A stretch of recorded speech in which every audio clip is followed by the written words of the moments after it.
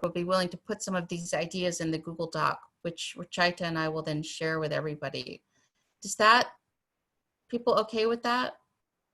Maybe let's come back. It's already 20 of 12. Maybe let's come back, Ruchaita, in like 12 minutes.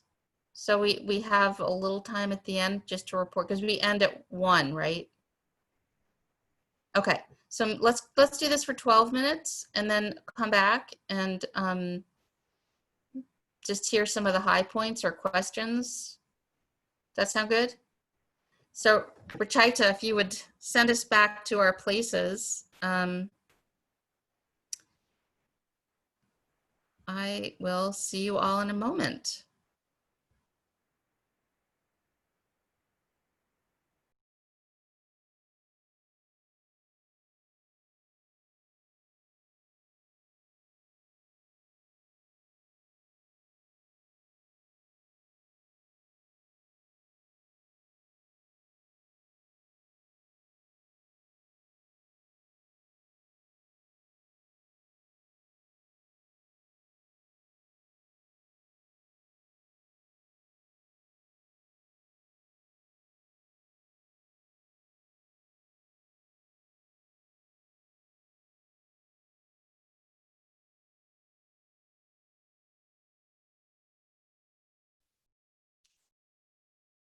Hi, everyone.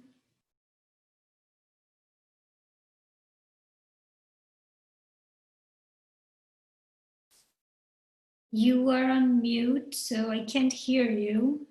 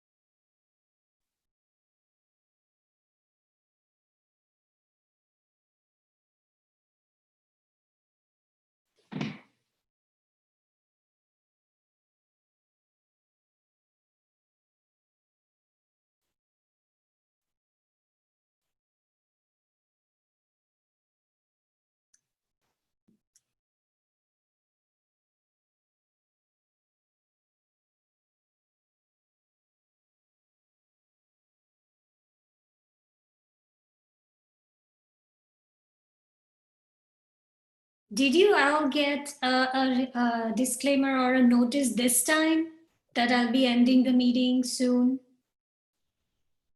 Okay, great. Because for whatever reason, it was not displaying. But glad it worked this time.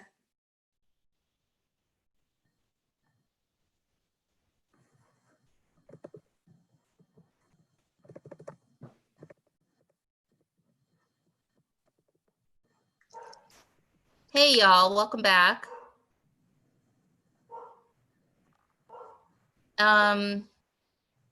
Maybe I should try to manage. So I really want to sort of hear some ideas that came up. I don't know if that Google Doc worked for y'all or not. But if it didn't, I'm gonna share it with whoever was in the room today. I'll put my ideas in there and others can share their ideas as well. I'm wondering if we can just spend the last 10 minutes talking about whatever came up for you in your conversations. And maybe I'll try to use this. I don't know how you, maybe I'll try to do this hand function in participants, right? If you go to, I think if you go to participants, you can raise your hand in there. Maybe that's an easier way to do it than expecting people to shout out.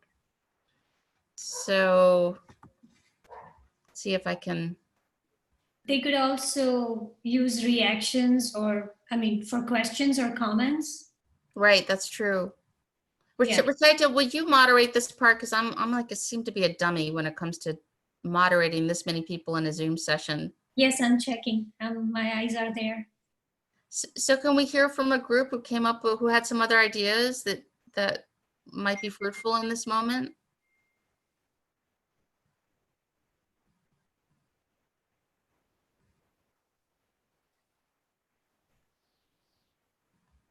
Amber, would you like to go first? So our group was a little bit tapped, and so he reflected on the experience of offering partners some of these remote projects earlier in the spring, and he kind of met with partners being unable to manage those while also still managing direct service provision. I shared that at Stetson, we had students who started doing in-reach projects and remote work for partners in the spring, and a lot of those have carried into summers of service. So going into the fall, we probably won't have much capacity for more in-reach projects for the program. But one area that we have not yet tapped into are the online trainings. And so I mentioned the Zero Hunger Academy from the Congressional Hunger Center. I'm a big believer in Randy Stoker's model of liberating service learning, and he attended the fall directors meeting in 2018. And talked about the importance of making sure students are prepared for good service. So my inclination, if students are not able to do their full amount of hours in the fall or no hours in the fall, is to really focus on training and education. That's really interesting, and it reminds me of something I did this spring with some Bonners who were so behind in their hours that I just couldn't pay them yet. I had them go to Teaching Tolerance, has a bunch of interesting webinars. So I had them go watch webinars and do little write-up, little briefs about kind of which ones would be effective with our students or wouldn't be, and why or why not. And that's actually it's really helpful to have. Yeah. But thanks for that suggestion, Amber. Yeah. Natalie and Anne.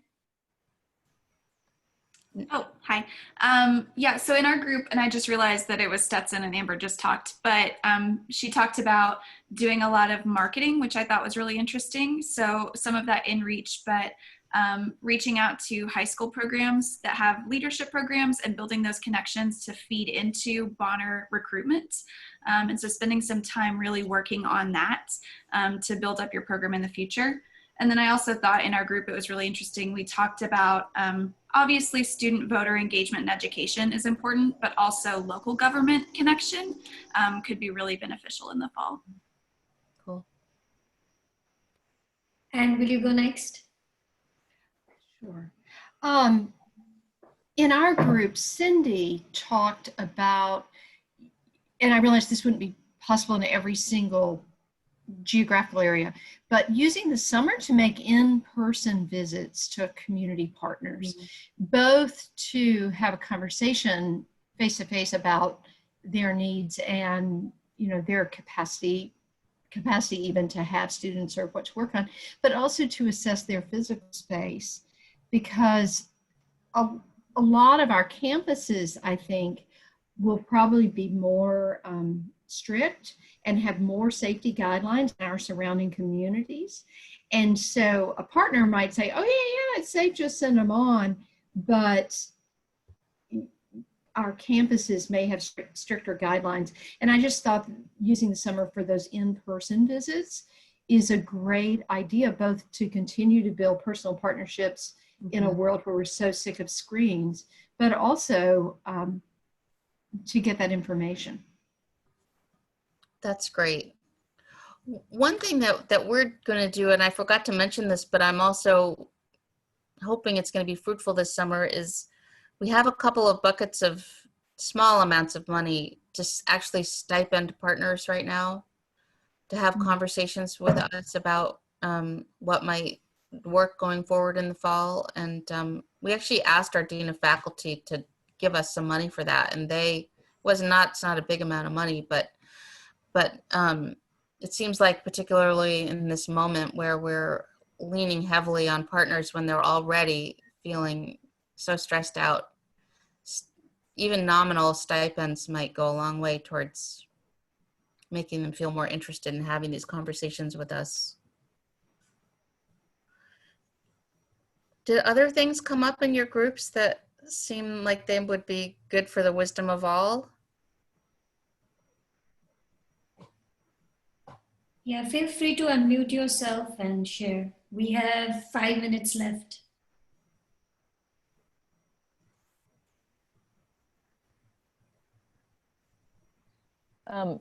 Sage at DePaul shared, and I'm interested in actually seeing what this looks like, but like the idea of having students do nonprofit consulting core work out in the community.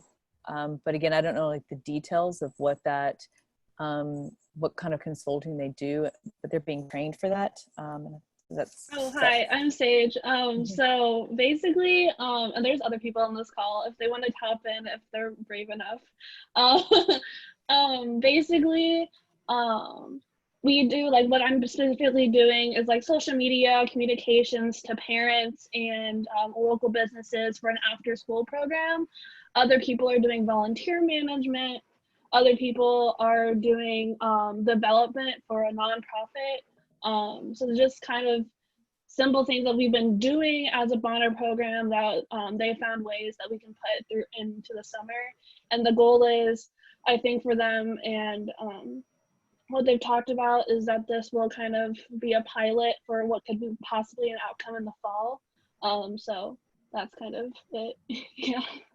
I'm going to piggyback on what Sage said. I'm Chelsea. I work at DePaul, so I'm managing our summer opportunity. We've called it Nonprofit Consulting Corps, and we spent May reaching out to partners and asking them if they had capacity level needs that students could do remotely, and we heard back from quite a few. So we have 18 students working on capacity level projects that span 6 areas: social media, website, communications, development, volunteer management, and CBR, community-based research sort of program analysis. And this week is our training week. So I've developed 20 hours of resources and trainings for them that they're doing. And then for the next 6 weeks, they'll be working as consultants to actually implement the projects that the partners need with continued support from our office and from other students in the Corps. Yeah, I have a handbook. I can share the Google link to that with Rashida, awesome. so you guys can just sort of see what that training schedule will look like, what some of the resources I've culled from various websites and things like that, for sure. That'd be so helpful. I'm going to put this again. I think Rashida, do you have the list of folks who are here? Mhm. Yes. Okay, so I'm going to share this Google Doc with all of you. And Chelsea, if you wouldn't mind adding that link to the Google Doc, that would be fantastic. Thank you so much. That's exciting. Rashida, we have like 2 minutes left. I know you had some ideas that you said you were going to throw out. Yeah, I just wanted to remind everyone that we do have 2 modules up and running on Bonner Learning Community. One is Know Your Issues, and Bobby Hackett is already meeting with 40 students every single day to discuss that and go with that project further. And then we also developed grant writing webinar. So if you are interested, you could let us know, and we will start another online class with students on grant writing. Great. So we've got about 1 minute left. Does anybody want to have the last word? Thank you. Thank you for your work and bringing us together. You're And welcome. thank you everyone for your patience. I'm sorry I'm such a ding dong when it comes to facilitating this many people on Zoom. Great. It's okay if there's like 5 or 6, but 60 is another thing. Yeah. You guys did a great job. Don't apologize. Okay, so I will share this Google Doc with all of you once I get that list from Rashida. I'll throw in my ideas and my links into that Google Doc, and really look forward to continuing to stumble through this crazy time with all you wonderful Bonner people. So Thank you. I will see you at more sessions in the next couple of days. Thanks. Okay. Right. Great, Okay. everyone. Bye, everybody. Bye. Bye. Bye.